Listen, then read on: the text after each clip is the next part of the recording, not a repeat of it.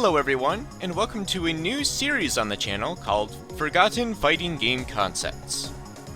This is a series where I, Smithers, plan on going over as many of the underrepresented and/or unidealized strategies as possible.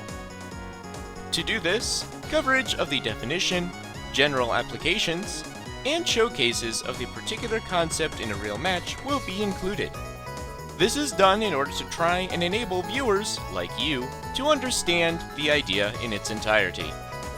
Enough with the corny yet professional sounding preamble, and let's jump right into it. In this episode, we'll be going over a concept called area denial. Area denial is a concept in which a player uses options with the intent to limit their opponent's range of motion. This is done with the intent to make the inevitable guessing games of every game state less of a dice roll than it may otherwise be. Typically those with a high level of presence are able to take advantage of this strategy more, though everyone in their respective fighting game is able to use it in at least some form. A character's presence can be determined by a plethora of factors, including, but not limited to, their burst range, the commitment of the tools they may have, and how well their tools can cover desired regions. Combatants with preferable traits in such categories are often those that are able to dictate pacings and/or the range of decisions their opponent has better than with any other strategy period. This can lead to the characters aligning to this idea either being hyper-offensive or slow and methodical in design. In cases where both are abusable, they become some of the strongest at taking advantage of ego depletion than any other. They also tend to have a very volatile playstyle and perception, depending on how they are orchestrated along this philosophy of design. Therefore, most that play to the strengths of such a plan enjoy the high of being rewarded for their careful planning, lest they succumb to the character's often smaller margin for error. Let's contextualize this with some examples from Super Smash Bros. Ultimate, a game built off of movement being a primary focus. King K. Rool is a strong candidate for one of the best characters at exploring this area in the defensive realm, with him having a large burst range, options in neutral that are very difficult to contest, and having projectiles and armor to directly cut off access to designated areas, thus demanding constant respect when he's not in an undesirable scenario. Although he is punished hard in non-ideal situations, he is compensated for this to an extent via his high level of sustainability. This sustainability, coupled with his armor, can make any ground game smaller than it would otherwise be, thus forcing the opponent to be on top of their game, or they will have to deal with a constant uphill battle. In the event that this skill check is passed, King K. Rool will succumb to a lot of damage, thus showcasing the aforementioned volatility of the philosophy. Partaking in this plan is very powerful, especially in Smash. Limiting an integral aspect of the game at a competitive level can spell disaster for many that cannot make use of an otherwise seemingly straightforward advantage, which some of the more mobile characters in the game have. A strong area denial capability is a common trend you will see with many of the better perceived characters in the game too, though most of them fall under the mobile department as opposed to the defensive wall, likely due to some interesting design practices. On a more serious note, it's more likely due to mobility being both a strong offensive and defensive tool that not everyone has or has a strong enough tool to compete with such a straightforward yet difficult to balance asset.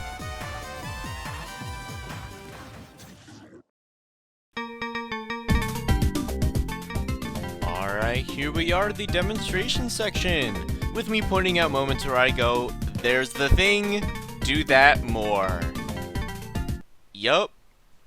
Okay, let's get this over with before I have a migraine from doing the YouTuber voice that so many still find captivating for some reason. 3, 2, 1, go!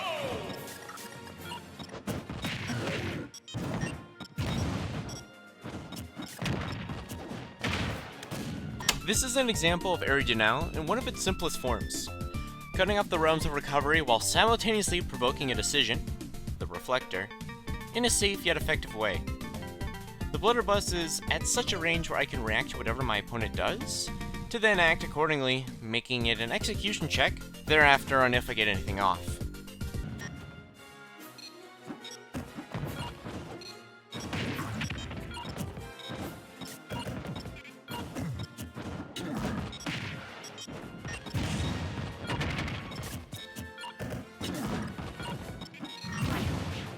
Another good example of this in action.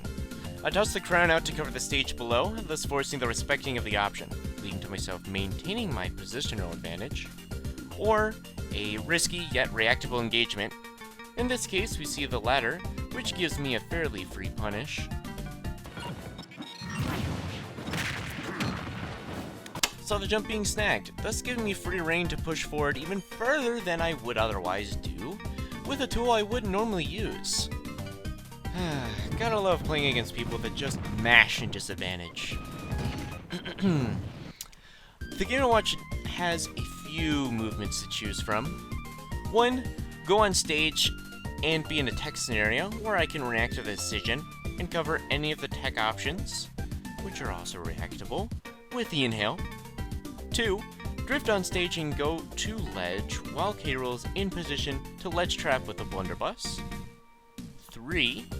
Try to clank with the cannonball and or go for an auto-cancelled aerial with the inhale and or a blunder drop aerial covering that as well on reaction. Or 4. Go high with up special, running the risk of getting hit by the cannonball or some other anti-air on the way down with more limited options to land.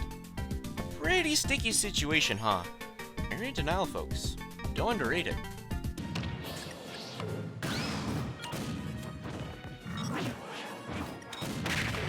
I find an opportunity to set up yet another scenario where the forced positional dependent decision comes in from the reshoot. I immediately go low to have more of a positional advantage while I look at my opponent to see what they do in response. Seeing the reflect, I then conclude that catching them on the way down through their lack of respecting the option for another free punish.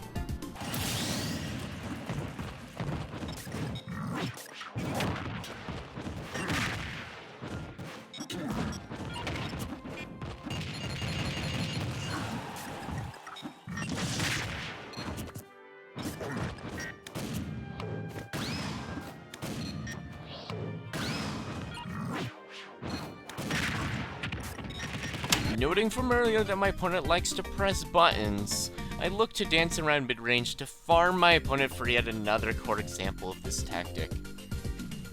I make use of K. Rool's larger burst potential to make reactions to a press of a button far easier, enabling myself to swoop in for an easy dash grab. Alright, I think that's enough examples for you all to get an idea as to what area denial is and how to use it effectively. I'm now going to let this replay play out until the end of the video. Can you point out the rest of the cases where area denial is used here? Feel free to leave your guesses down in the comments, and the first to get them all will get their comment pinned. And a cookie. Of course, thank you for watching, and I hope this spelled out how this sort of technique works. If you have any questions, feel free to ask away in the comments and or community Discord server. Oh, while I still got you here, I also do coaching sessions. Details about them can also be found in my community Discord server. Okay, I'm done plugging things. Have a day.